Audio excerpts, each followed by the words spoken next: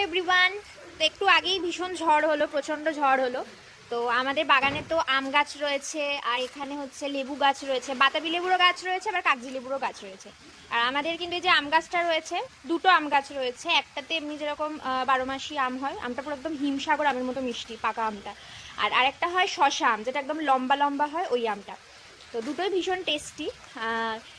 এর আগেও যতবার ঝড় হয়েছে, ঝড়ে আম পড়লে মানে কাঁচা আম পড়লে নয় ওই আম মাখা করে, কাঁচা আম যে মাখা করে খাওয়া হয় ওইটা খাই, আর না হলে মা টক ডাল বানায় বা আমের চাটনি বানায়, সবগুলোই খেতে খুব ভালো লাগে। তো একটু আগেই প্রচণ্ড ঝড় বৃষ্টি হয়ে গেল, ইভেন এখনও বৃষ্টি পড়ছে, বাট বাগানে দেখলাম অনেকগুলো আম পড়েছে। তো এই ঝড়ের পরে, এই গ্রীষ্মকালে কালবৈশাখী ঝড়ের পরে আম কুড়ানোর কিন্তু মজাটাই আলাদা। তো সেটাই আজকে আমি তোমাদের সাথে শেয়ার করবো। হ্যাঁ আরও ঝুড়ি নিয়ে নিয়েছি, এবার ঝুড়িতে আমি আমগুলো তুলবো। এইখানে একটা পড়েছে, এই যে দেখো। হ্যাঁ আর একটা, ওইটাও মানে আম। না না ওটা আম না। কি ওটা পাতা? ঠিক আছে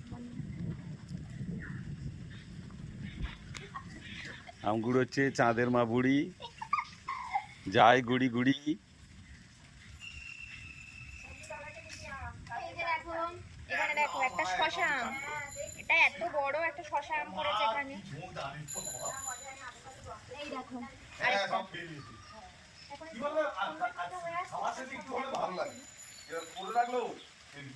এই যে আরেকটা। তোমার ওই গাছের বড় আম পড়েছে, বুঝেছো? এটা একটা লেবু পড়েছে।